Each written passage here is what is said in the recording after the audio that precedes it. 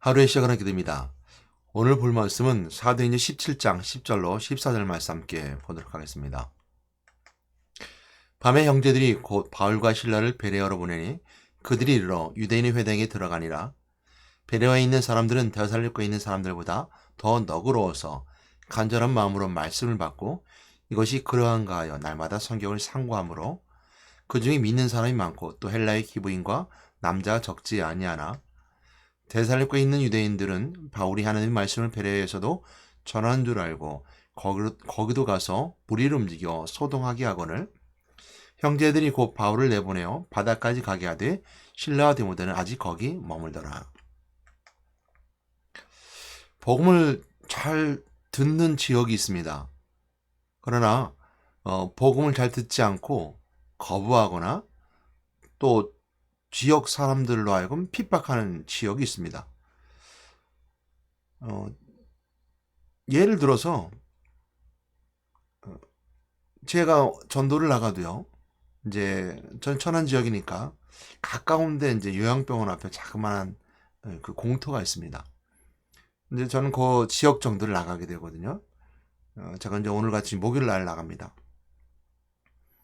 근데 이제 몇 군데를 나눠서 나가요. 그러니까 예를 들어서 동서남북으로 나눈다든지 뒤에 이제 저희 같은 경우 산이 있으니까 이쪽 뭐 남쪽, 동쪽, 북쪽 이렇게 나눠서 가기도 하고 가까운 지역을 나눠서 이제 공원이나 뭐 모이는 장소들을 갑니다. 그래서 저희들은 이제 가게 되면 이제 그 쌍용공원이라는 곳에 가게 되고요. 아니면 이제 제가 있는 요양병원 앞에 있는 자그마한 동네에 그러니까 공원이죠. 거기를 가게 됩니다. 근데 좀 특색이 있어요. 제가 이제 세 군데를 가게 되는데요. 주별로 이제 돌아가면서 가는데 이제 혹시 만나서 거기서 복음을 전하는 기회가 있어서 그들과 계속 지속적인 만남이 가능하면 한 곳을 계속 갑니다. 근데 그렇지 않으면 이제 세 군데를 돌아가면서 갑니다. 근데 한 곳은 가면 이제 거기도 이제 그 요양병원인데 산 밑에요. 백성요양병원이라고 앞에 이제 놀이터가 있는데 그 지역은 그러니까 원룸촌이긴 한데 젊은 사람들 사는 원룸촌이에요. 그리고 그 지역은 낮에 사람이 없어요. 예를 들어서. 그리고 이제 아이들이 좀 있으면 올까 싶었는데 아이들이 좀 크면 다 이제 나가고 아이가 아예 어리든지 아니면 이제 아이가 없는 부부들이 사는. 그래서 원룸촌과 함께 이제 이렇게 상가인데 상가도 이렇게 물건을 파는 상가가 아니라 어떤 자그마한 뭐 이렇게 사무실 이런 것들이 많아요. 그러다 보니까 공원에 사람이 없어요. 물론 이제 제가 갔던 그 요소는 그 요양병원 앞에 나오는 그 환자들의 그 보호자들을 대상으로 갔어요. 환자들 데리고 공원에 이제 산책 나오게 되면 환자들에게 복음 전하고 또 좋잖아요. 또 질병이라든지 또 치매라든지 또 이렇게 인생의 노화에 오는 천국의 소망, 영생을 설명하기 좋기 때문에 이제 자연적으로 하면서 이제 그 환자의 보호자들에게 복음 전하는 게 주 목적으로 이제 정해서 타겟을 갔는데 사람이 없어요. 근데 코로나 때문에 사람도 이제 요양병원이 아직까지는 풀리지 않아 나오지 않고 또 찾아오는 사람도 적고 또 지역의 그 놀이터 아이들도 없고 아주 이제 가면 이렇게 사람을 만나기 힘들어요. 대부분 이제 청소하는 사람을 만나게 되고요. 두 번째 좀 전에 말씀드렸던 것처럼 이제 큰 사랑 요양병원 앞이라고 있어요. 거기 가면 거기도 원룸촌인데 조금 달라요. 조금 아까 좀 전에 말씀드린 것보다 좀 다른 게 뭐냐면 여기는 원룸촌은 맞는데 연세 드신 분이 많아요. 그리고 예를 들어서 그 건물주택이 있어요. 건물을 이제 져서 노후 대책으로 짓고 이제 원룸을 만들어 놓고 그 원룸을 이제 세를 받아서 살아가는 이런 그런 분들이 종종 앞으로 나와요. 또 원룸촌이 많은데 사는 그 연령 분포가 다양해요. 이제 뭐 버스 타기 좋고 또 주변에 이제 앞뒤로는 막힌 거 없이 잘 트여 있고 또 이렇게 뭐죠? 물건 파는 그 상가도 많고 그리고 이제 아파트 근처에 이제 있고 하니까 연세는 들었지만 조금 이제 원룸에 사시는 분들, 그다음에 직장 생활 하시는 분들, 나이가 좀 어려도 조금 뭐 초등학교 정도 이렇게 있는 이제 부부들 이렇게 있는 사람들이 분포도 돼 있어요. 또 요양본도 마찬가지고 여기는 가면요, 내가 굳이 다니지 않아도 돼요. 앉아 있으면 사람들이 와요. 그러면 이제 앉아 있다 자동적으로 자연적으로 말을 걸고 복음을 전하기엔 또 잘 받아들여요. 이제 그 가서 종종 만나신 분들은 이제 지속적으로 만나시는 분들은 이제 만나게 되죠. 자주 보니까 그런 분들은 계속 이제 만나면서 얘기하고 복음 전하는데 참 잘 받아들여요. 다양한 사람도 있지만 잘 받아들여요. 또 이제 쌍용공원을 가게 되는데 쌍용공원은 커요. 굉장히 넓고 사람들이 많아요. 운동하기 편하고 트랙이 잘 돼 있어서 또 운동기구도 있고서 사람들이 많이 와요. 근데 한 가지 문제가 있어요. 이제 천안 이쪽 성정동 쪽 아니면 복명동 쪽에 전도 나갈 곳이 많지 않아요. 그러니까 사람들이 모일 수 있는 곳이 많지 않고 이제 구전처럼 이렇게 각 가정을 방문한 사기에는 사람들이 없어요. 무슨 얘기냐면 일을 가든지 운동을 가든지 나와 있는 경우가 많더라는 거예요. 그래서 이제 쌍용공원 가게 되는데 여기는 잘 안 받아들여요. 또 만나서 얘기를 해도 잘 받아들이기보다는 토론을 하려고 그래요. 그 이유는 뭐냐면 많은 교회들이 와서 전도를 하고 신천지들이 와서 전도를 해요. 신천지들은 뭐 오면 거기 와서 이제 젊은 사람들이 와서 복음을 전해요. 신천지는 젊은 사람들이 오더라고요. 또 주변에 교회들이 많기 때문에 많은 사람들이 와서 교회에서 전도를 하기 때문에 이 사람들이 또 이 공원에 오는 사람들이 대부분 많은 전도를 받았어요. 그러니까 이 사람이 무슨 얘기할지를 알아요.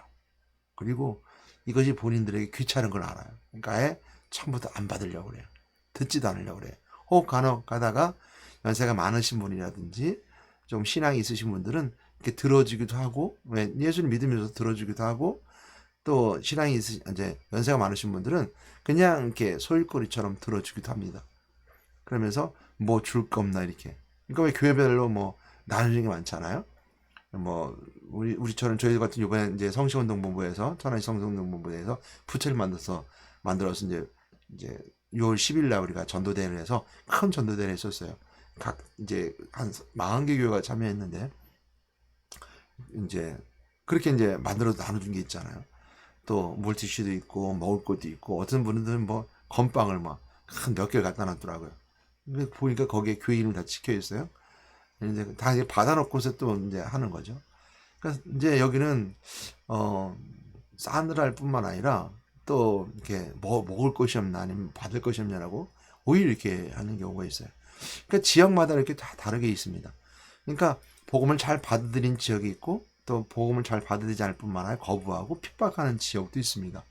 이곳에 오지 말라고 하고 또 그런 경우 있죠. 그게 예가 될지 모르지만 서울서 제가 은평구에 있을 때인데 은평구에 물빛공원이라는 것이 있습니다. 거기도 노숙인들이 많았는데요. 저들이 이제 어느 한 목사님과 같이 이제 전도를 나갔어요. 물빛공원을 해서 그때 이제 공원 쪽에 있는데 거기 가서 복음을 전하는데 노숙자가 와서 그 얘기를 해요. 전도를 하셨는가 봐요. 예. 목사님이세요? 예, 목사입니다. 예수 믿으세요? 했더니 공공장소에서 종교적 활동을 하면 문제가 됩니다. 이게 노숙자가 그래요? 법적으로 문제가 됩니다. 이렇게 벌써 그게 그런 얘기한 지가 5년, 제가 이제 서울에서 한 5년 정도 되잖아요. 이렇게 얘기하는 사람이 있었어요. 그러니까 요즘은 사람들이 다 똑똑해요. 그리고 무엇이 문제인지도 알고 또 어떻게 핍박해야 되는지도 아주 교묘하게 잘 알아요. 이제 전도 나가면 이런 경우를 종종 보게 됩니다. 또 도서관 가서 전도한 적이 있었는데 은평도서관까지 갔었는데요. 은평도서관에는 공부하는 사람들이 있으니까 이 사람들은 토론을 하려고 그래요. 싸우려고 그래요. 그러니까 자기들이 공부한다 생각하고 뭔가 자꾸 이제 싸우려고 하죠. 그러니까 정말 그게 맞는 말이냐, 그럴 수 있는 얘기냐. 그러니까 다양한 것이 있어요. 다양한 것은 다양하게 맞게끔 복음을 증거해야 되는데요. 오늘 본문에서 말씀해도 보게 돼도 데살로니가 교회와 이제 베레아 교회를 비교할 수밖에 없는데 베레아 교회 아니 이제 데살로니가 교회에서 복음을 전하고 있는데 짧게 복음을 전했어요. 근데 거기에 유대인들이 들고 일어나서 이 전도하는 복음 전도자들을 핍박을 해요. 그래서 심지어는 불량배를 동원해서 바울과 그의 일행을 린치를 가하려고 준비를 하죠. 그래서 밤에 형제들이 베레아로 이제 보내요. 근데 키로수는 한 75km 정도 된다고 합니다.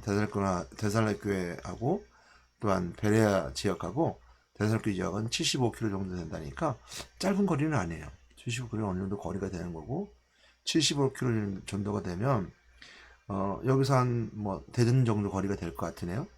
그 천안에서 대전 정도 거리, 그러니까 75km 정도 되려나요? 그 정도 될 것 같은데, 그 정도 되는 거리인데 밤에 그 오늘 본문에서 말씀하는 것처럼 데살로니가에서 베레아로 바울과 그의 일행들 형제들이 보내요. 그들이 이제 밤에 보냈는데 그들이 이르자 유대인 회당에 또 들어가요. 그래서 복음을 전했는데 이 베레아 사람들은 데살로니가 사람보다 너그러워서 옛날 이제 구약 한글에서는 신사적이어서 또 이제 개역에서는 너그러워서 이제 이 그 너그럽다는 표현 또 신사적이라는 표현은 이들이 이제 그 성격이 좋다. 그러니까 이제 출신이 좋다라는 거죠.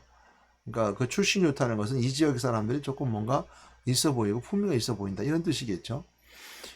그런 지역같이 보이는 거죠. 그래서 더 너그러워서 이렇게 말합니다. 더 너그러워서 간절한 마음으로 이제 말씀을 받았다 그랬어요. 그러니까 데살로니가 교회하고는 데살로니가 지역하고는 아주 이제 대비가 되는 거죠. 그러면서 간절한 마음은 말씀을 받고 이것이 그러한가요? 날마다 성경을 상고함으로 그 중에 믿는 무리가 많았다 그랬어요. 그래서 그 중에 믿는 무리가 많은데 믿는 사람이 많은데 헬라인 중에 기분이 많았고 남자들은 많았더라. 이 남자들이 많았다, 기분이 많았다라는 것은 그들이 가지고 있는 지역의 특성뿐만 아니라 지금 이들이 남성과 또 기분이 많다는 것을 오늘 이 유대인 회당에 있는 이제 사람들 무리의 그 뭐죠 품격 아니면 이제 그들의 어떤 공동체의 사람들의 성향을 잘 볼 수 있는 부분들입니다. 데살로니가는 좀 다르겠죠. 이렇게 잘 받았다는 거죠. 그러나 이제 데살로니가에 있는 또 유대인들이 베레아에 가서 바울이 하나님의 말씀을 전한 줄 알고 또 사람들을 보내요. 그리고 사람들이 또한 움직여요. 그 소동을 일으켜요. 그래서 이제 바울이 형제들이 이제 바다까지 내보냈지만 누가 남았다. 그냥 거기는 실라와 디모데가 남아 있었다 그랬어요. 그래서 이처럼 데살로니가와 또 베레아 지역을 보게 되며 둘 다 똑같이 유대인에서 복음을 전하는데 이처럼 차이가 나는 것을 보게 됩니다. 이처럼 지역이 다를 수 있겠구나라고 이제 생각해 볼 수 있죠. 예수님도 마찬가지죠.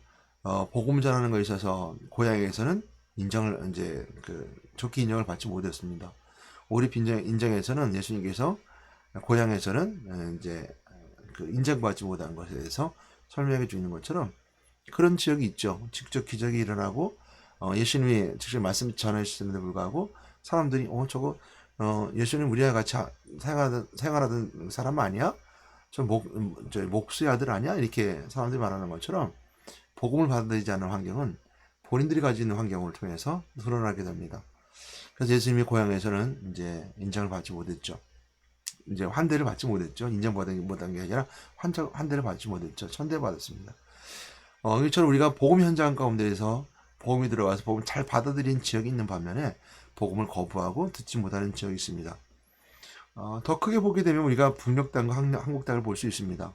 이데올로기죠. 북한 땅은 가지고 있는 공산주의 이데올로기가 종교는 아편이라고 생각했기 때문에 종교 믿는 자를 핍박했고 평양의 제2의 그 부흥이라고 하는 그 예루살렘 제2의 예루살렘이라는 평양에서도 복음을 이렇게 부흥을 일으켰음에도 불구하고 이데올로기가 들어가니까요.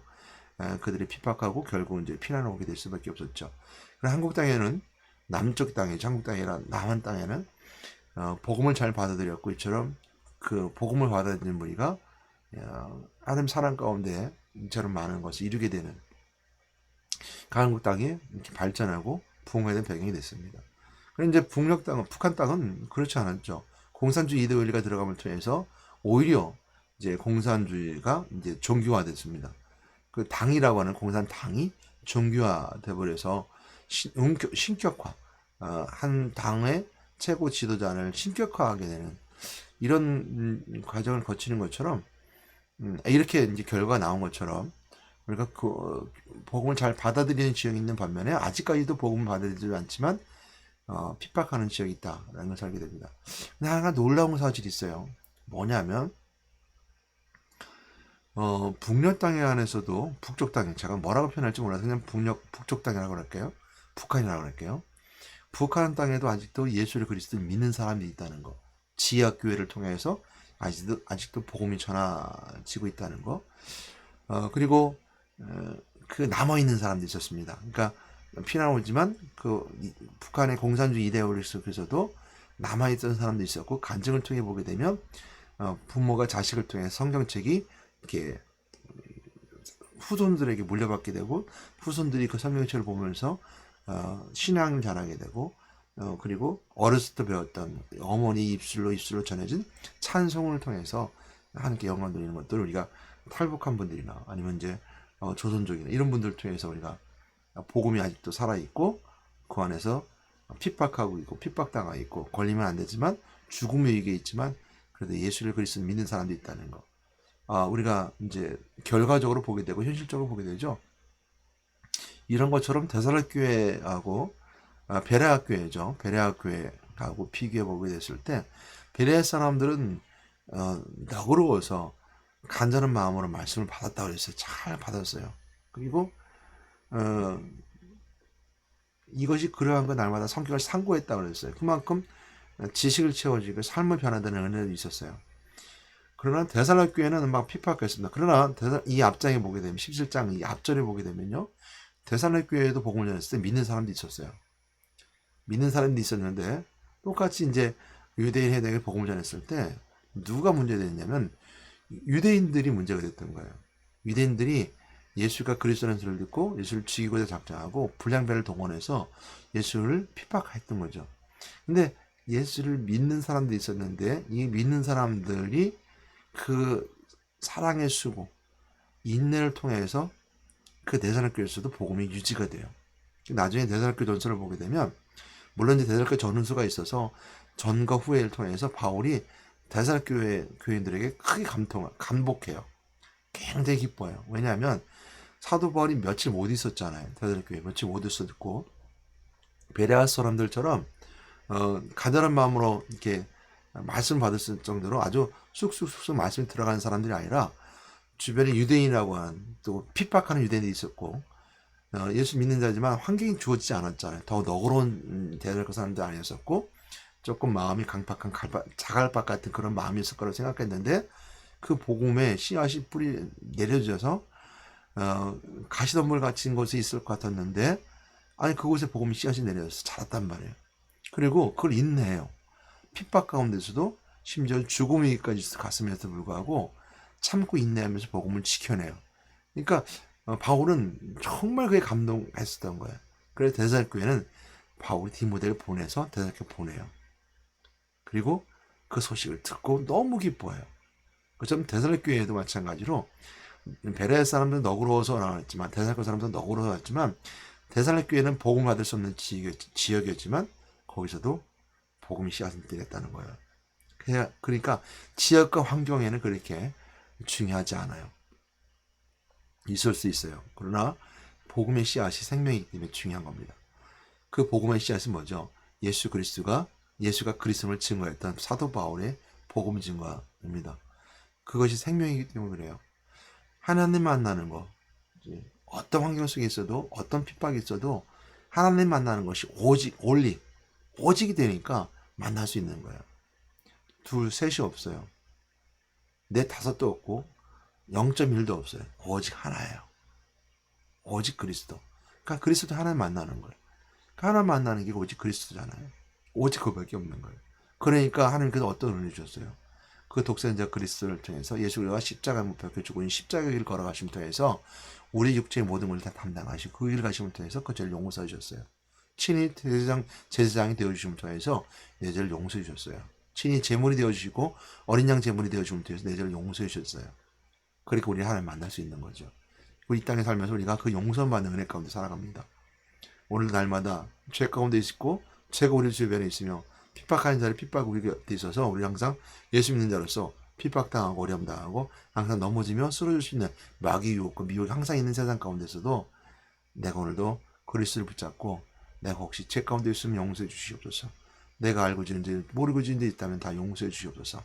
라고 하나님 용서를 구할 수 있는 그 용서의 기도가 가능한 것은 나를 친히 제장 되신 그리스도가 나를 위해서 제물이 되으셨기 때문에 내가 그 힘을 힘입어 올려 하나님 앞에 씻는 자의 모습으로 발을 씻는 자의 모습으로 나와서 기도할 수 있는 것. 그것은 죄사함받는 은혜의 그리스도 은혜죠. 또한 우리가 제3 은혜로 그냥 살아가는 것이 아니라 대적한 능력을 주셔서 운배의 권세를 깨뜨릴 능력이 주셨는데 그것이 바로 부활하신 그리스도가 증거 삼아 주셨습니다. 죽음의 권세를 깨뜨렸잖아요. 그러니까 죽음의 권세를 깨뜨릴 수 있는 방법은 부활하신 그리스도밖에 없는 거예요. 그 그리스도를 증거하는 이것이 바로 예수가 그리스도라고 증거하는 분명 확신성입니다. 사람들은 그 말을 듣고 이것밖에 방법이 없는 거예요. 내 이 모든 문제를 해결할 수 있는 방법은 오직 그리스도밖에 없는 거예요. 이 능력밖에 없는 거예요. 이 권세밖에 없는 거예요. 아무리 내가 노력해도 되지 않는 거예요.